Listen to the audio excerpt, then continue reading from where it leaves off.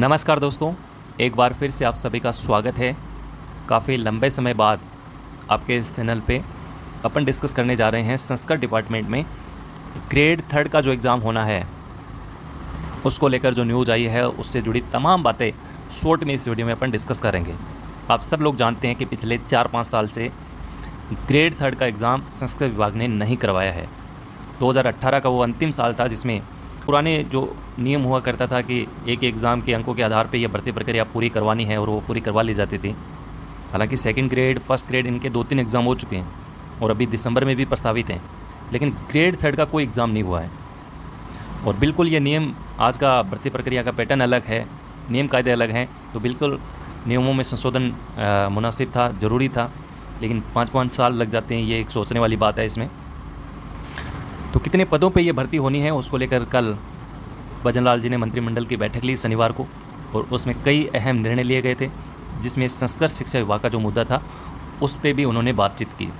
तो क्या था उसमें, पहले वो देख लेते हैं। तो देखिए, इसमें इन्होंने पदों की संख्या 2827 इन्होंने बताई है, जिसमें लाइब्रेरियन ग्रेड 3 के 48 पद शामिल हैं।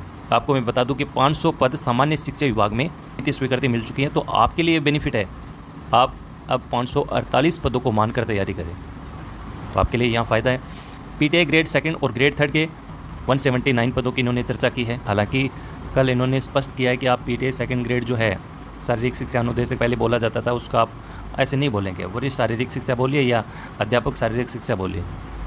तो पद नाम को लेकर भी इन्होंने चर्चा की है।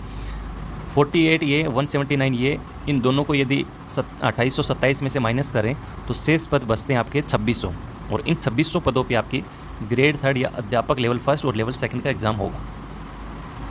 यहाँ तक मेरे ख्याल से कोई आपको दिक्कत नहीं होनी चाहिए।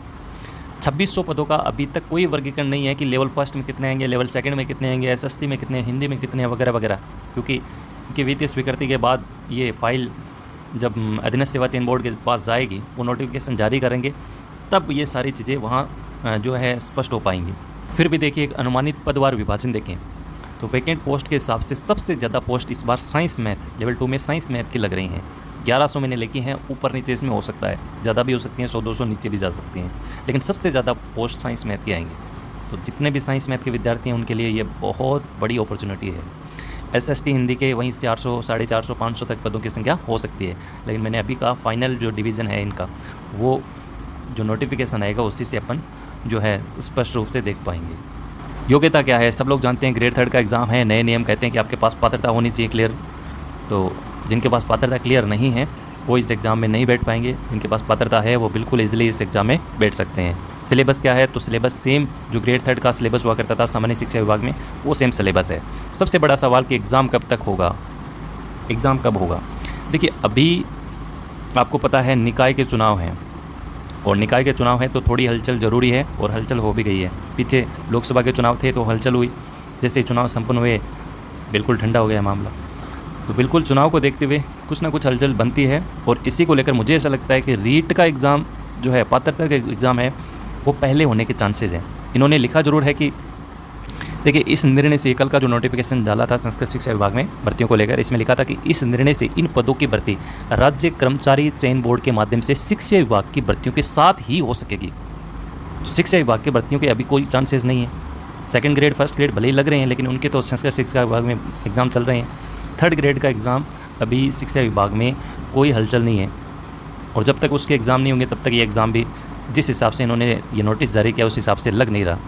लेकिन ये काफ़ी लंबे टाइम की भर्ती है, तो हो सकता है इसका एग्ज़ाम पहले भी करवा लें, तो कोई बड़ी बात नहीं है। लेकिन जहाँ तक ये लगता है मुझे, सबसे पहले रीट का एग्ज़ाम करेंगे, और रीट के एग्ज़ाम में काफ़ी लोगों को जो है यहाँ एक प्रकार से मौका मिल जाएगा, सरकार को भी टाइम अच्छा खासा मिल जाएगा, 1 साल इनका चला जाएगा। इनका मुख्य उद्देश्य ये है कि 5 साल के अंदर अपन को 1-2 ही भर्ती निकालनी है, बस बात करता हूँ। तो रीट का एग्ज़ाम करने से इनको क्या नुकसान होगा, मैंने पहले भी आपको बताया।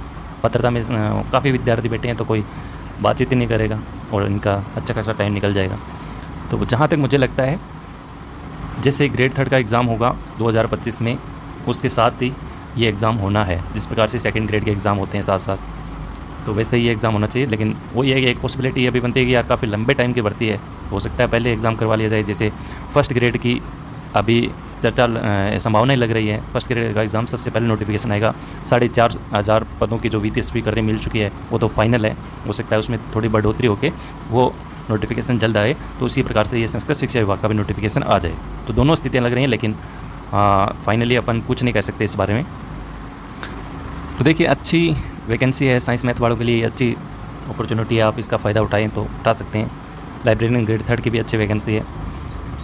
आज के इस वीडियो में इतना ही। फिर भी आपके कोई सवाल हैं तो आप कमेंट में साझा कर सकते हैं। फिर एक नई चर्चा के साथ आपसे रूबरू होंगे। तब तक के लिए नमस्कार, जय हिंद, जय भारत।